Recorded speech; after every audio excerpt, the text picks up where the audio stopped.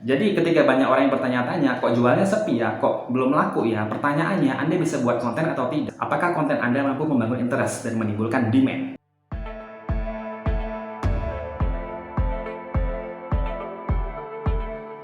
Assalamualaikum warahmatullahi wabarakatuh. Kembali lagi bersama saya Dwi Muda, dan di video kali ini kita akan ngebahas tentang fundamental digital marketing. Karena banyak sekali orang yang bertanya-tanya, sebenarnya digital marketing itu apa sih? Kenapa banyak sekali toolsnya seperti Instagram Ads, Facebook Ads, Google AdWords, ada TikTok, ada email marketing, ada marketplace, ada orderonline.id, ada Shopify, dan lain sebagainya, dan lain sebagainya.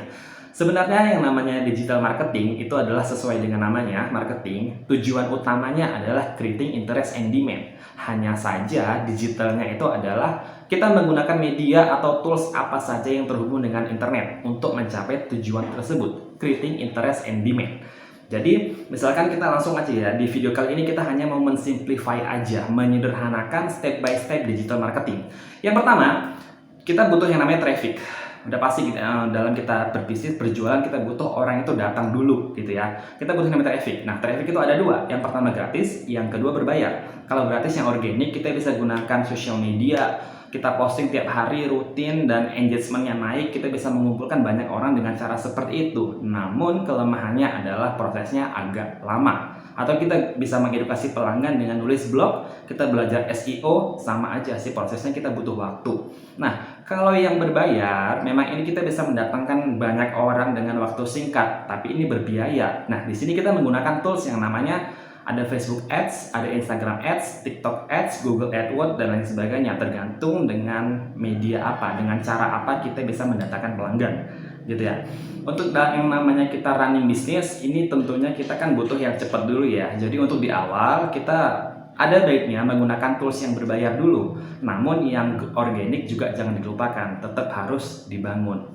Setelah kita undang orang nih, orang kan mau datangnya ini kemana? Kayak kita ini kumpulin traffic ya, datang ke acara seminar kita, datang ke rumah kita, datang ke kantor kita, atau datang ke outletnya kita. Nah, dalam digital marketing, dalam bisnis online, ini orang datangnya kemana? Ada banyak kasus ya, banyak orang yang baru-baru mulai digital marketing, baru-baru mulai bisnis online itu ketika mereka sudah post, captionnya adalah silahkan kak yang mau nanya-nanya gitu. Kalau misalkan kita bisnis dengan cara seperti itu, kita harus jawab pertanyaan banyak sekali dari orang yang berbeda untuk hal yang sama. Itu akan buang-buang waktu saja gitu ya. Nah, untuk mengatasi hal tersebut, menggunakan landing page is the idea. Jadi kita gunakan landing page nih. Landing page itu ada macam-macam. Ada yang langsung nawari produk, ada di sana kasih harga, produk, value, dan lain sebagainya. Kemudian ada juga yang nggak nampilkan produk sama sekali.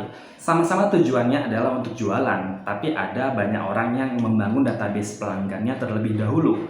Karena mustahil dalam bisnis online kita nggak membangun database pelanggan. Short term mungkin bisa sih, kita ambil link dari marketplace misalkan, kita iklanin dan dengan cara itu ada orang beli. Ya mungkin dalam jangka pendek sih seru dengan cara seperti itu. Tapi untuk jangka panjang, setelah banyak orang jual produk yang sama, persaingan harga muncul, baru kita mulai sadar kayak, oh iya, kok kita nggak ada database pelanggan ya? Gimana kita bisa menjangkau mereka kembali? Gampang aja kan mereka dapat produk yang sama di toko yang beda gitu ya. Jadi penting bagi kita untuk membangun database pelanggan dalam bisnis online. Nah, setelah kita membangun database pelanggan, kita menggunakan landing page yang dengan kontennya kita, orang itu, calon pelanggannya kita bersedia untuk meninggalkan nama, email, nomor WhatsApp gitu ya di landing page kita. Setelah itu kita follow up, kita gabungkan mereka ke sebuah community. Jadi setelah kita ngiklan, kita gunakan landing page, kita ambil database mereka, kemudian kita taruh mereka di sebuah community. Nah, untuk membangun community ini ada banyak tools. Disinilah kita gunakan Facebook group, Telegram group, atau WhatsApp group.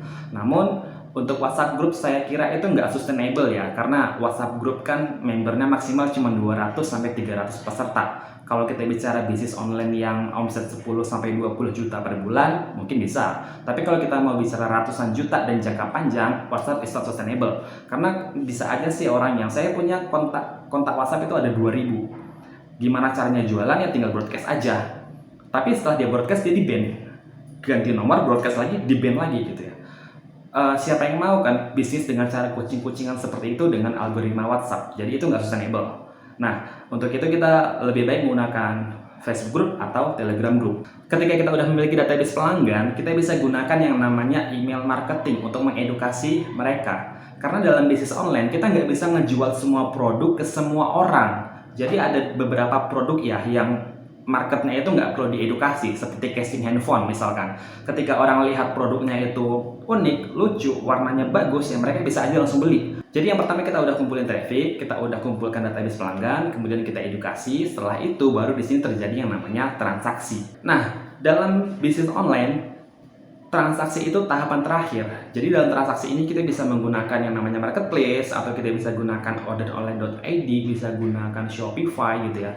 Dan ini adalah tahapan terakhir. Jadi setelah kita kumpulkan traffic, kita bangun database mereka, kita edukasi, kemudian terjadi yang namanya transaksi. Nah, tapi semua ini butuh yang namanya konten strategi. Jadi dari awal kita kumpulkan traffic sampai terjadinya transaksi, ini disebut dengan customer journey. Jadi seorang digital marketer itu tugas utamanya bukan jualan, kita ngebangun customer journey. Dengan desain customer journey yang atraktif atau menarik, nggak membosankan, kita itu bisa lebih banyak melakukan closing di bagian transaksi. Makanya transaksi adalah tahapan akhir dalam digital marketing.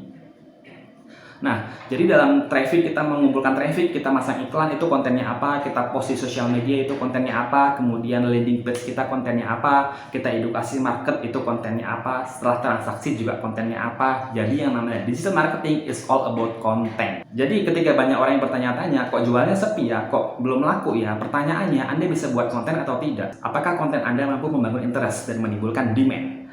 So itu aja supaya videonya nggak kepanjangan. Hopefully di video ini Anda bisa memahami fundamental digital marketing. Jangan lupa subscribe. Apabila Anda memiliki pertanyaan, silahkan ajukan di kolom komentar. Kita akan diskusi di sana. Silahkan like jika Anda suka dengan konten ini. Dan sampai ketemu di video berikutnya setelah Anda menyalakan tombol notifikasinya. Wassalamualaikum warahmatullahi wabarakatuh.